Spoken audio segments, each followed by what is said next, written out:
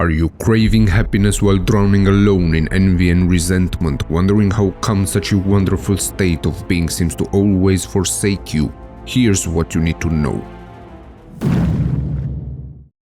Happiness, the element we learn from a young age, represents the ultimate goal in life. An idea shared in stories, movies, and in some cases in the nation's constitution. But when we lift our eyes and look into the world, we can barely see a smile of fulfillment, a glance of satisfaction, a man that is happy.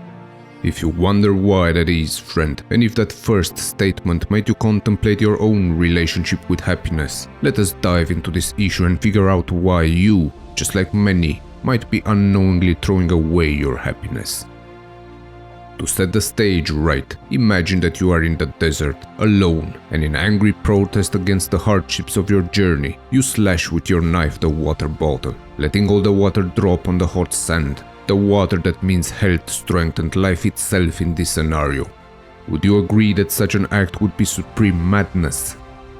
Let us bring you back to civilization and imagine you see a man on the street, rolling a $100 bill, lighting it on fire to boastfully light his cigar and watching it burn into uselessness. Would you not consider that a waste of a resource that could have been used for something good and helpful, but instead was sacrificed to vanity and arrogance? Yet in your everyday life, friend, you too can find countless instances of happiness thrown away just as foolishly, for nothing but the puny gratification of a moment. Your happiness rarely dies a natural death. You slay it with your own hands, or others kill it for you, and in the resulting bitterness you may even throw the blame on the ways of the universe, when in fact, you alone are at fault.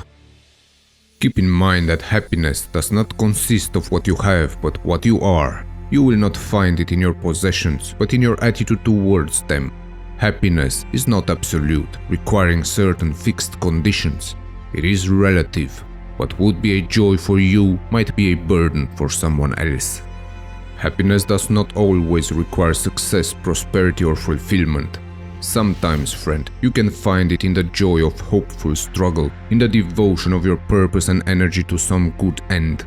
Real happiness does not need external validation, since it has its roots in unselfishness and it grows in love of some kind.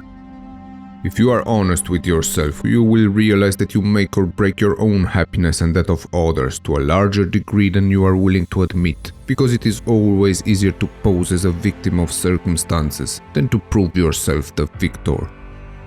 Remember that the soul of your happiness is love, in some form, and without an open heart that may inspire you, recreate you, give you wings when you are exhausted, build new shields of faith when you hurt deeply, you may never experience the joy of life that leaves no room for pain, that lights the darkest corners of your soul, the joy we often call happiness. You may have this great bliss firmly in your grasp, yet for a mere nothingness you may throw it away. You let some petty mean trait of yours, some weakness you should master through self-control, cheat you of your joy. Look back at your behavior, friend, and see how you have often let a small momentary satisfaction rob you of your happiness. How a foolish jealousy that shut your eyes to the truth made you snap a quick judgment out of pride instead of fairness, swallowing up your contentment. You may let idle gossip, false sympathy, imbecile advice from those who know absolutely nothing about your real condition shut you off from love and fulfillment, breeding doubt and suspicion into your heart and choking your reality of truth. And when it is all over, you may not even have the moral courage to stand back up as you should, and in your late realization and loneliness of your unhappy soul, when your conscience holds the bitter truth in front of your face, your only poor satisfaction will be the understanding that you have killed the love in your heart for such petty trivialities. Never forget that real friends are rare in life, and they are formed by weathering the same challenges of fate together, by standing in the heat of conflict side by side, having a common interest in a common ideal, by having a basic understanding of mutual respect and loyalty, for a camaraderie that grows stronger as need grows greater. Even love, friend, in reality is only a supreme unique brand of perfected friendship. But you may throw this element of happiness away in a mood of selfishness or blindness, through momentary neglect or egotistical ingratitude, in a critical time when the friendship needs encouragement, sympathy or help. Ingratitude and a breach of confidence in a sensitive moment will seem like calculated treachery and will kill a friendship and the happiness that it created for years. You as a man are often happy in your hopes, your plans, your purposes and possessions, but you often let the envy of another poison the wellspring of your well-being. Envy is the drug that does not give you what seems so worthy to you simply because it belongs to another. The very thing you desire might not even fit with you even if you could get it, but you often feel that your neighbor's car, your friend's relationship, or even a meal that someone else has ordered looks much better or more appetizing than yours.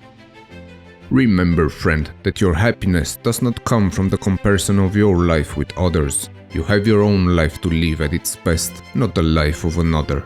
Make the best out of your relationships, get what you can from your own life, and live so intently that the joy from your existence will overflow to others, transforming you into a man that represents the fortress of refuge to those who need you. Possessions and achievements cannot guarantee anything, because the happiness of your life depends upon the quality of your thoughts and perceptions. Therefore, guard them accordingly and take care that you entertain no notions unsuitable to virtue and reasonable reality. Live each day at your best, simply, sincerely, honorably, and with an open heart, because this is the surest way to win and hold happiness.